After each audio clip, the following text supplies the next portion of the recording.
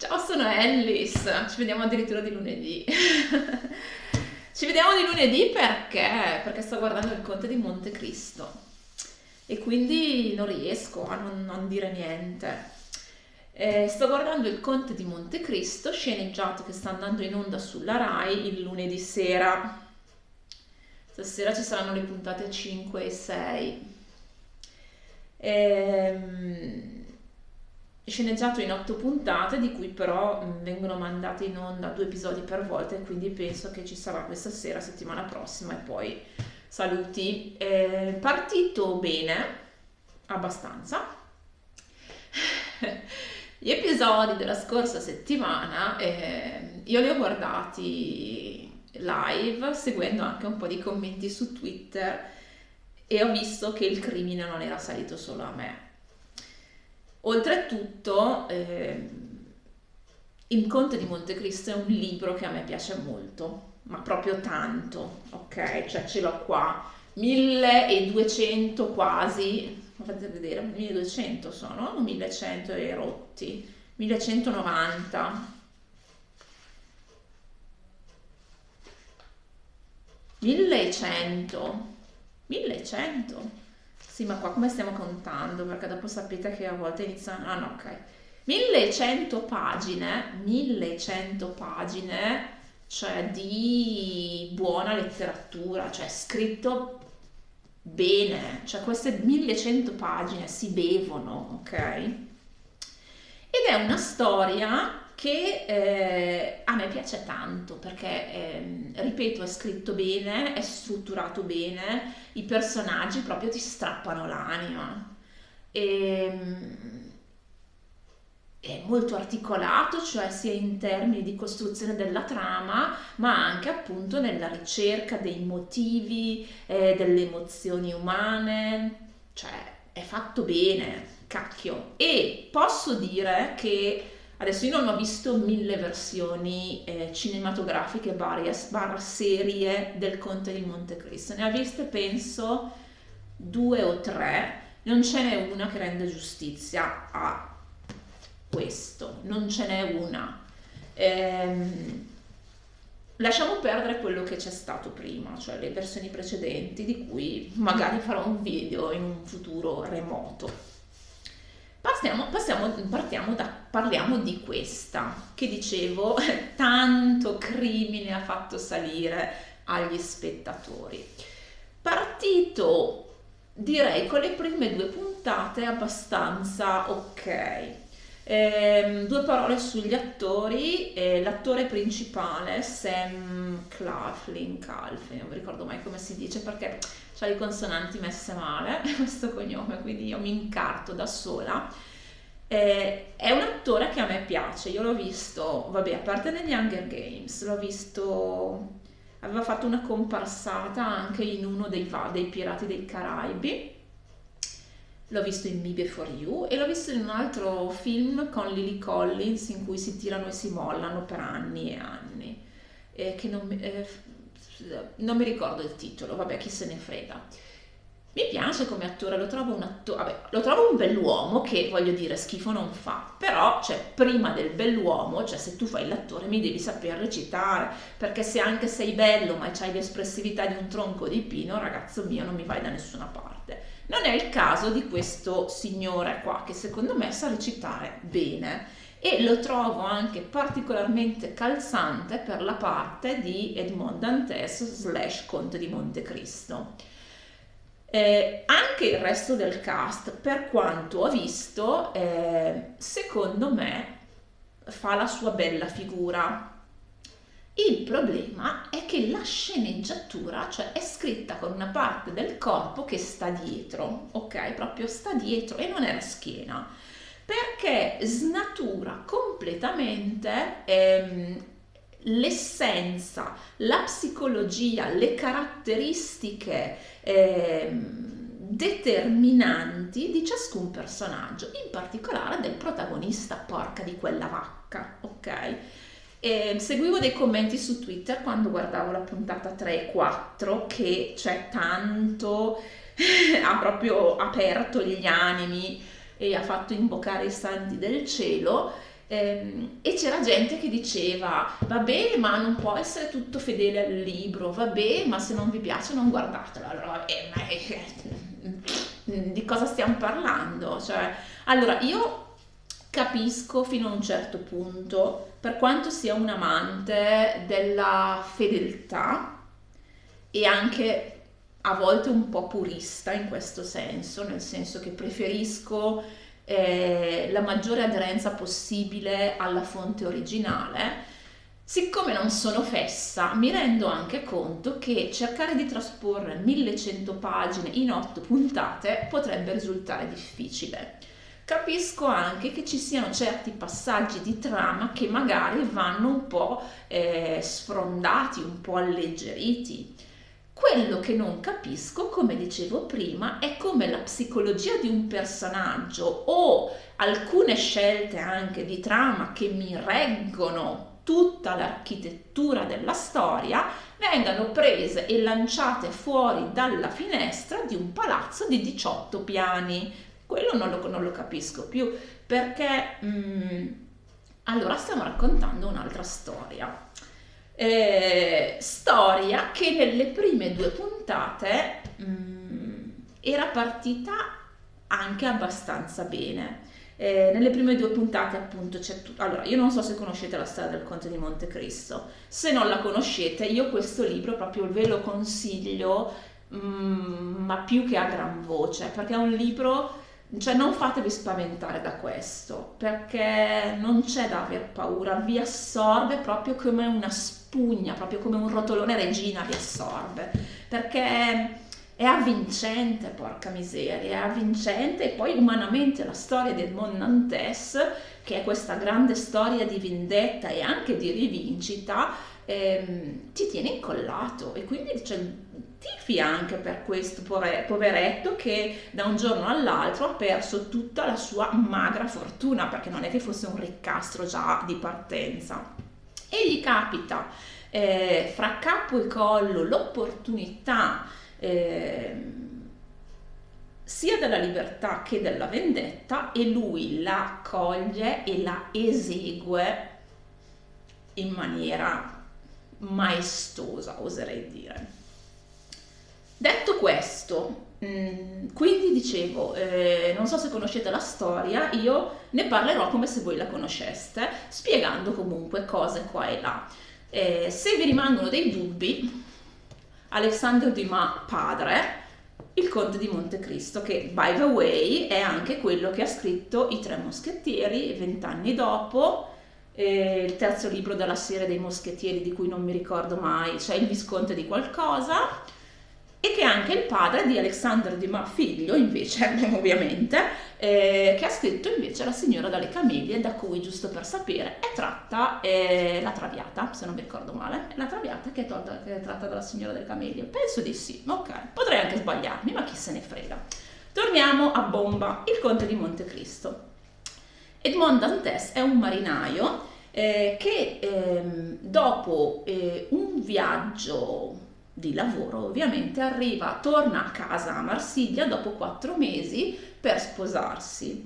Una cosa cruciale degli eventi che vengono raccontati è il contesto storico, perché la storia si svolge proprio durante quel periodo della storia francese tra la prima prigionia di Napoleone, il ritorno della monarchia, la reinsediazione di Napoleone, che poi verrà definitivamente, si chiama 100 giorni, rimane 100 giorni mi sembra al potere, e dopodiché viene sconfitto miseramente a Waterloo e da lì viene esiliato nell'isola di Sant'Elena.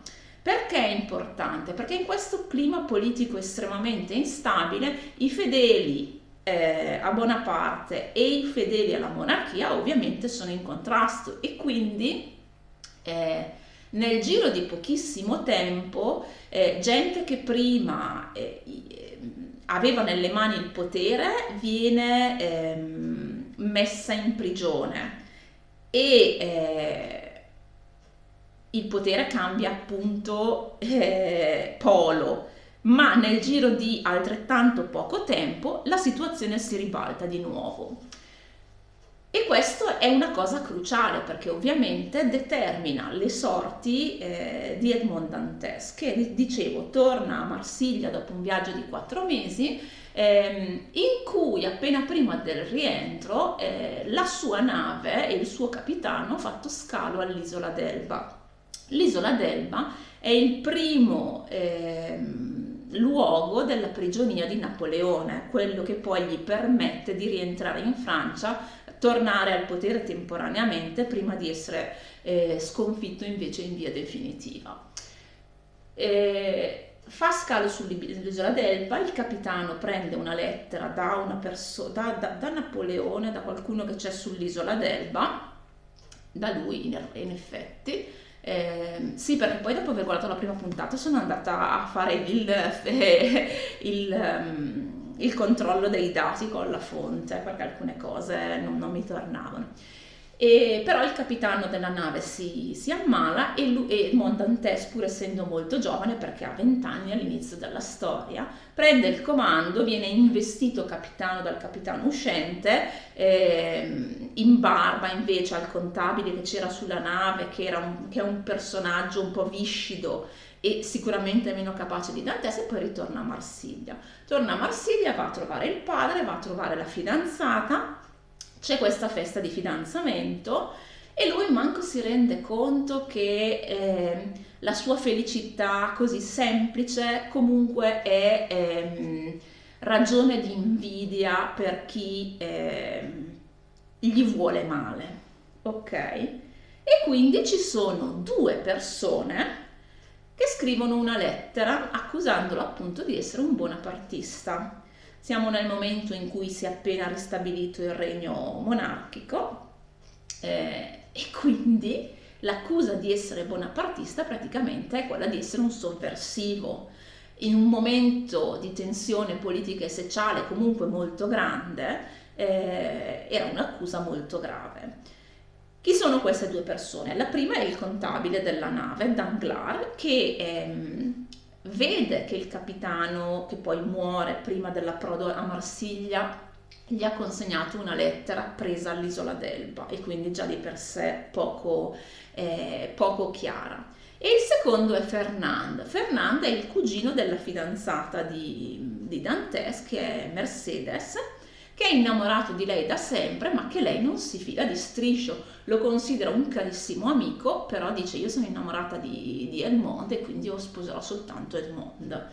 Questi due ovviamente alla festa di fidanzamento, cioè all'idea della festa di fidanzamento, della prossima festa di fidanzamento, hanno proprio l'umore sotto le scarpe e così tra il serio e l'oscuro, il tentennante si trovano a bere e scrivono una lettera in cui appunto dicevano accusano Edmond Dantès di essere un bonapartista.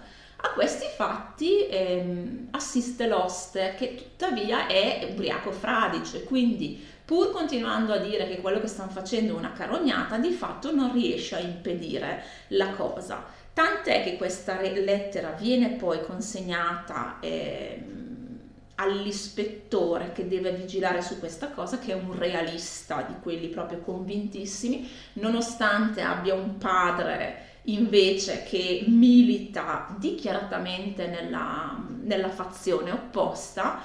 E la cosa che si mette proprio, il destino che si mette contro Dantès qual è? È che questa lettera deve essere consegnata proprio al padre di questo ispettore, che ha un'ambizione sfrenata e che quindi, venendo a sapere che il contenuto di questa lettera potrebbe mettere prima di tutto nei guai la sua famiglia, ma soprattutto la sua carriera politica, cosa fa? Fa rinchiudere senza nemmeno il processo Edmond Dantès al castello d'If, che è una fortezza inespugnabile, poco lontano in realtà dalle coste di Marsiglia, se non mi ricordo male, dove lui resta per 15 anni. Lui viene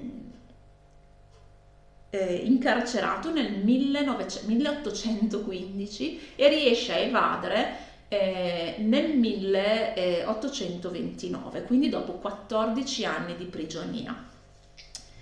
Cosa succede? In prigione lui incontra il personaggio che è il fondamento della sua trasformazione, che è l'abate Faria, che nello sceneggiato viene interpretato da Jeremy Irons. Jeremy Irons può fare qualsiasi cosa, secondo me, può interpretare il buono, il brutto e anche il cattivo, perché proprio, guarda, cioè, Jeremy Irons, tu puoi fare qualsiasi cosa, questo è quanto, e lui fa la sua bella parte.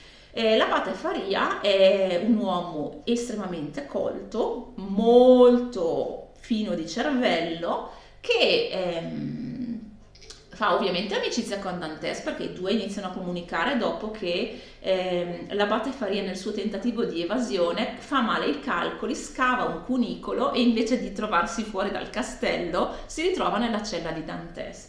E questi due qua, che praticamente non fanno nulla tutto il giorno, diventano ovviamente amici, mettono insieme il proposito di evadere e per ingannare anche il tempo, cosa succede? L'abate Faria, su richiesta dello stesso Dantes, inizia a istruirlo con la sua scienza, ok? Quindi gli insegna un sacco di politica, di chimica, lingue straniere. E alla fine, quando in seguito a una malattia l'abate Faria prima di tutto si rende conto che Dantes comunque è un'anima pura, perché loro due hanno fatto appunto il proposito di evadere insieme, ma lui non lo vuole abbandonare. Anche quando l'abate inizia a sentirsi male, gli rimane paralizzata una parte del corpo e quindi dice: sono un peso, vai, fuggi perché io non ti posso aiutare. Lui dice: no, cioè, abbiamo fatto il proposito di fuggire insieme, cioè io ti porto a nuoto. Vi ricordo che lui è un marinaio, quindi c'è abbastanza avvezzo a avere a che fare col mare. Tuttavia, ecco, l'abate Faria, dopo aver, fra virgolette, testato proprio la fedeltà, la purezza anche del cuore di Dantes, gli rivela un grandissimo segreto che sarà poi la chiave della trasformazione nel Conte di Montecristo, ovvero che lui ha questa mappa di questo tesoro di una famiglia nobiliare sepolto nell'isola di Montecristo, che appunto è un tesoro estremamente vasto e che quindi cambierebbe la vita di chiunque. E tutti ritengono questo abate Faria pazzo, appunto perché lui cercava di vendere la sua ricchezza in cambio della libertà e nessuno gli ha mai creduto. Finché appunto l'occasione di evadere si presenta a Edmond Dantes quando l'abate Faria, in seguito a un ulteriore attacco della sua malattia, muore. E Edmond si sostituisce appunto al sacco del cadavere e da qua viene gettato dal castello d'If in mare con una palla di cannone ai piedi per far colare a picco il corpo, e lì riesce finalmente a evadere. Le prime due puntate si concludono con l'evasione di Dantes dalla fortezza d'If. Punto cruciale di questi colloqui tra Edmond Dantes e l'abate Faria è non soltanto la formazione di Edmond Dantes, non è soltanto la consegna e la rivelazione dell'esistenza del tesoro, ma è anche la decodificazione di quanto è successo a Edmond, ovvero della ragione per cui lui, senza sapere il perché, si ritrova rinchiuso in una prigione di massima sicurezza. E l'abate Faria, proprio con una semplicità quasi alla Sherlock Holmes, analizza quello che gli è successo e dice: ascoltami, cioè due cose sono le principali ragioni per cui viene fatto il torto all'uomo: o c'è un interesse economico o c'è un interesse amoroso. E quindi lui praticamente gli dice: guarda, questo contabile a cui tu hai soffiato il posto probabilmente ha sentito di questa lettera, anzi poi mi sembra glielo confermi direttamente Dantes, e quindi ha trovato l'occasione per fartela pagare. Quanto alla tua fidanzata, c'è qualcuno che gli gira attorno? Sì, è Fernand, perché nel libro Edmond non è mica fesso, e quindi capisce subito che Fernand si fa tanto l'amico con Mercedes, però in realtà ha un secondo fine grosso come la Grand Central Station di New York. E quindi questa cosa viene sistemata in maniera abbastanza rapida. E viene spiegato anche il ruolo di Villefort. Dice, questo ispettore che tanto si è dimostrato gentile con me, perché a un certo punto mi ha voltato le spalle, fra virgolette, in maniera così repentina, senza che io abbia fatto nulla, finché non viene rivelato il nome del mittente della lettera. E l'abate gli dice, certo, lui è suo padre, è per quello che alla fine tu l'hai creduto un grande benefattore e invece lui si è fatto solo il suo interesse, sacrificando la tua libertà e di fatto la tua vita, perché nessuno mai, cioè, fino ad allora è uscito vivo dalla fortezza di If. Questo piccolo punto cruciale in queste prime 2 puntate non c'è. C'è solo il ruolo di Villefort, ma il ruolo di Danglars e di Fernand è taciuto, che secondo me è una lacuna non da poco, perché ancora in prigione Dantes ha luogo proprio di maturare l'idea della vendetta, ok? Cioè proprio di rimuginare, cioè proprio di masticare la sua rabbia nei confronti di queste 2 persone. E quindi poi, una volta uscito, una volta appurato che il tesoro esiste davvero e che è veramente inimmaginabile, ha 9 anni per mettere a punto fin nei minimi dettagli la sua vendetta. E lo fa in una maniera, ve l'ho detto, maestosa. Una delle caratteristiche del personaggio del Conte di Montecristo, di Edmond Dantes che si trasforma nel Conte di Montecristo, è il fatto di essere così impassibile, così lucido, ma anche così preciso nella pungenza delle sue osservazioni quando viene a contatto con i suoi nemici. Perché nel frattempo Fernand è diventato un politico di successo, prima ha fatto la carriera militare e poi è entrato in politica. Danglars è diventato un banchiere super ricco con addirittura un titolo nobiliare e Villefort è diventato addirittura procuratore del re a Parigi. Quindi tutti e 3 hanno fatto una carriera più o meno sfavillante, ma più sul più, ok? Mentre lui era là a marcire nelle prigioni del castello di If. 9 anni in cui ovviamente gira il mondo, va in Oriente, conosce tante altre persone, raccoglie informazioni con una pazienza certosina e quando lui arriva sulla scena è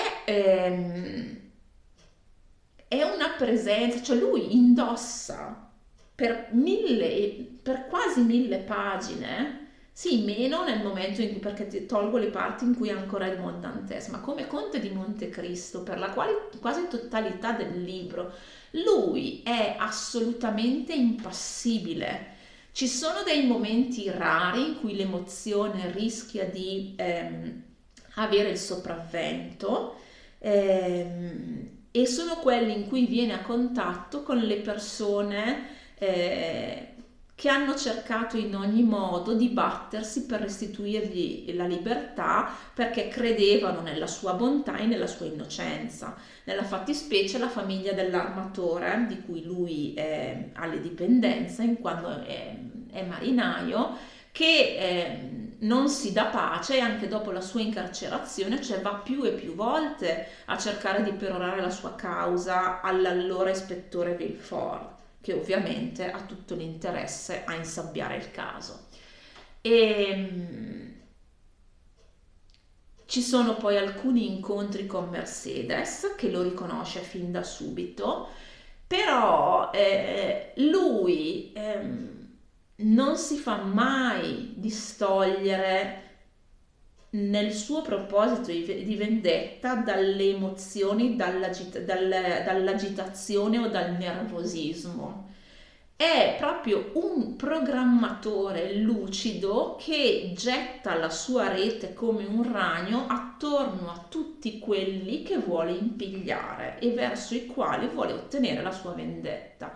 E lo fa proprio prendendola alla larga, di modo che non si veda il suo zampino. Altra cosa, nessuno sa della sua identità. Nessuno, se non Mercedes, appunto, che lo riconosce subito, ma ovviamente non dice nulla.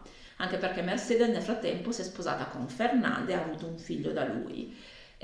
Figlio che diventa, diciamo, l'ariete attraverso il quale Montecristo arriva al padre, a Fernand, che nel frattempo è diventato conte.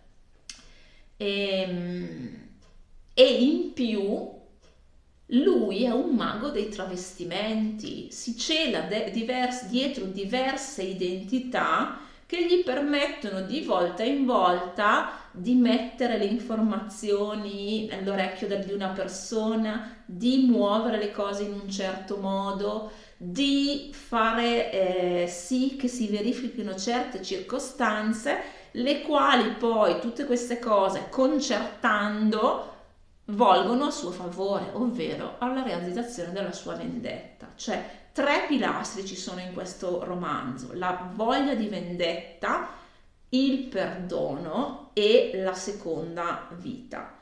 La voglia di vendetta domina almeno i tre quarti del romanzo, ok? E viene portata avanti attraverso le cose che vi ho detto prima, quindi un'impassibilità quasi granitica del personaggio principale e una capacità di trasformarsi anche fisicamente che rendono possibile l'avvenire di una serie di cose per il perseguimento del fine da lui voluto. Ci sono poi una serie di figure di contorno che lo aiutano e che gli sono fedeli in tutto e per tutto. Perché gli episodi 3 e 4 hanno fatto proprio levare gli scudi dell'internet? Perché questo, allora, prima di tutto, vabbè, viene tolta la parte in cui lui, appena evaso, sale su una nave di contrabbandieri e rimane con loro per 3 mesi, intanto che, beh, prima di tutto cerca di rimettersi in piedi, uno, e due, cerca i mezzi per andare a Montecristo e verificare l'esistenza effettiva del tesoro. Questa parte qua è stata pezzata un po' male, nel senso che lui esce, salva la vita al famoso Jacopo, che nella versione del libro invece è uno dei membri dell'equipaggio che ha quasi subito un affondamento in seguito a una tempesta, e a cui mi sembra salvi anche la vita, se non mi ricordo male, e che quindi gli diventa estremamente fedele. Questa parte, dicevo, è impastata in maniera un po' grossolana. Il problema è che poi arriva a Parigi e si presenta quello stesso oste, Caderousse, se non mi ricordo male, perché anche lì la pronuncia mi sfugge, dicendo: io sono il Mont Nantes.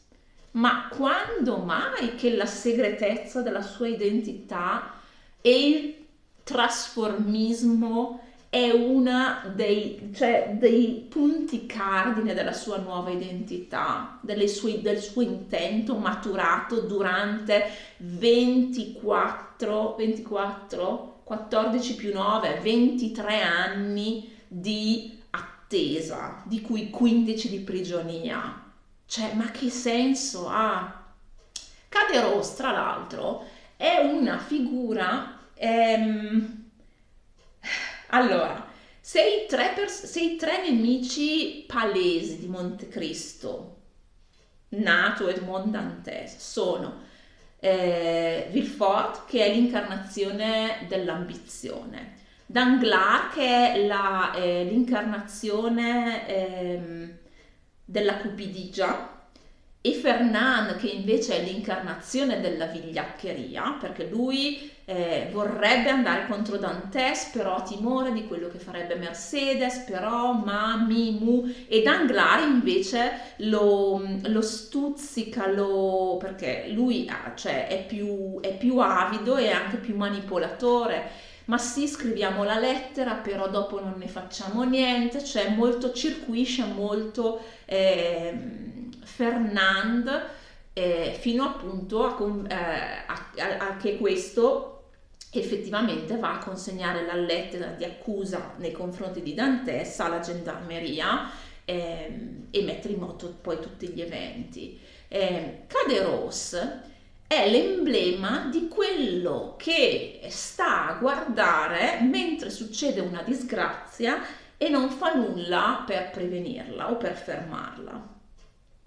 Perché se è vero che quando assiste alla stesura della lettera lui è ubriaco, è anche vero che Montecristo, una volta uscito e nei panni di uno dei suoi travestimenti, va a verificare come sono andate le cose per appunto mettere, fra virgolette, alla prova la spiegazione dell'abate Faria, e per poi scoprire che l'abate Faria ci aveva visto proprio in pieno dalla A alla Z.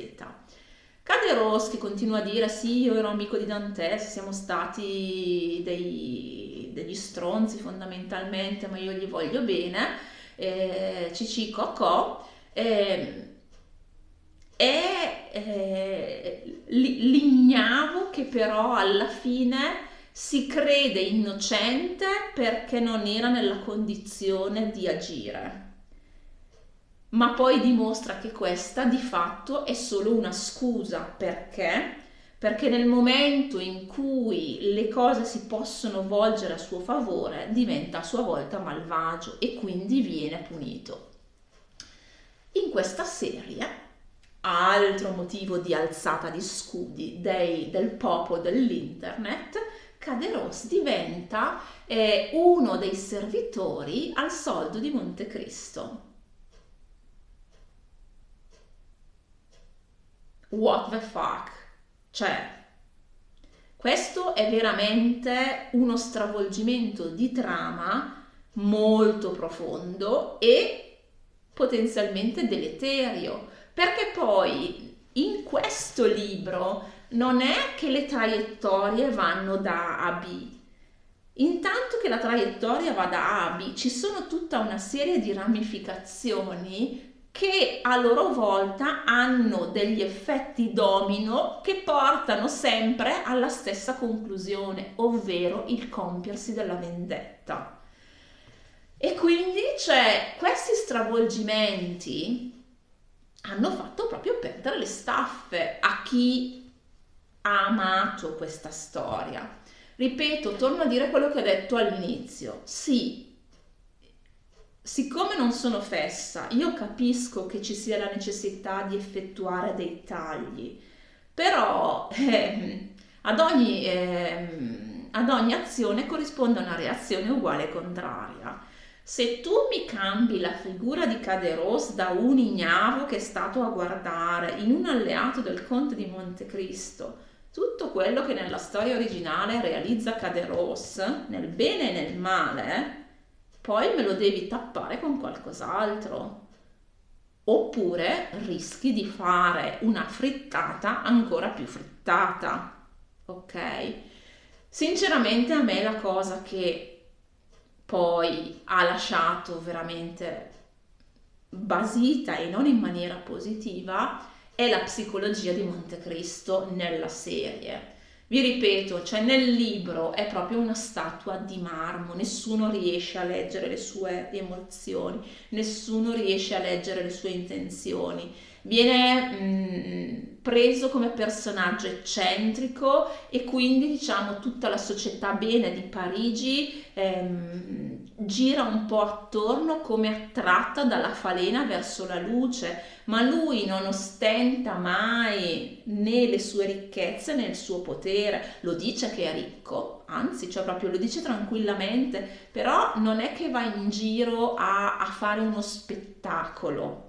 Anche queste parole, quando dice io sono molto ricco, ho preso un diamante delle dimensioni di un pugno, ne ho fatto questo, ho fatto quell'altro, tutto questo fa parte di una strategia per arrivare allo scopo.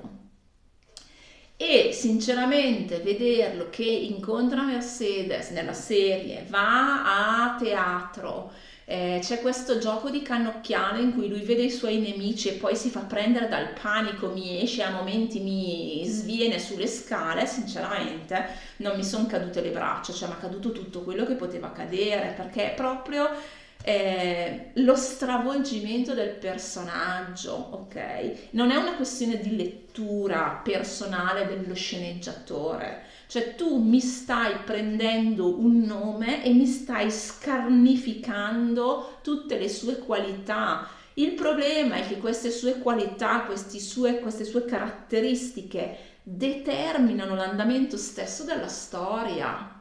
E quindi io, boh, ok? Cioè, boh, continuerò a guardarlo, certo, perché sono curiosa e quindi voglio vedere, però sinceramente sono rimasta basita. Poi ecco anche la figura di Villefort. Villefort ha una tresca con la moglie di Danglars, quando ancora non era sposata con Danglars, mentre lui era già sposato con la prima moglie. Da questa tresca nasce un figlio che Danglars seppellisce in giardino. Nel libro in realtà il bambino viene seppellito perché viene creduto morto perché ha il cordone ombelicale avvolto attorno al collo. E lì, siccome c'è un tizio che ce l'ha con lui, cerca di ucciderlo e ha delle conoscenze mediche, porta via il bambino che Villefort appunto ha seppellito in giardino, si accorge che è ancora vivo e quindi gli salva la vita. E Villefort è a conoscenza di questa cosa. Nella serie Villefort invece seppellisce il bambino vivo e vegeto perché semplicemente deve celare le prove della sua infedeltà. Questa è un discostamento dalla storia originale, ma lo vedo personalmente meno grave e vi spiego perché. Perché vedo che è stata volutamente accentuata la perfidia, la cattiveria di Villefort in nome dell'interesse personale, ok? Ovviamente uno scandalo del genere avrebbe intaccato la sua reputazione con risvolti negativi sulla sua carriera e questo lui non lo può permettere e quindi fa questa cosa. Si discosta, cioè peggiora ulteriormente la figura di Villefort, ok? Può essere una lettura, però la snatura su una strada comunque già avviata. Ok, ed è per quello che è per quello che mi disturba di meno, perché semplicemente Villefort è già due passi su questa strada. Con questa scelta di seppellire il bambino viva ne fa altri 5 o 6, ma su quella strada già c'era nel momento in cui decide di liberarsi di un innocente e fare piazza pulita di quelli che si mettono in mezzo alla sua carriera. Mentre un Montecristo che dovrebbe avere una presenza quasi stoica, cioè qua mi diventa, scusatemi il termine, una mezza sega in termini di nervi, di resistenza alla pressione nervosa. Vi ricordo, c'è 15 anni di prigione e 9 anni di attesa per arrivare ad eseguire la vendetta. Bene, mi fermo perché sono stata estremamente lunga. Ditemi se lo state guardando e cosa ne pensate. Comunque gli episodi ci sono anche su Rai Play, nel caso non l'abbiate guardato e volete guardarlo e condividere le vostre opinioni con me. Bene, non so se farò la video sugli ultimi 4 episodi, ci penserò, vediamo come mi sento. Detto questo, direi che mi posso fermare, che ho veramente parlato tantissimo. Vi ringrazio, quindi vi auguro buona giornata e alla prossima. Ciao!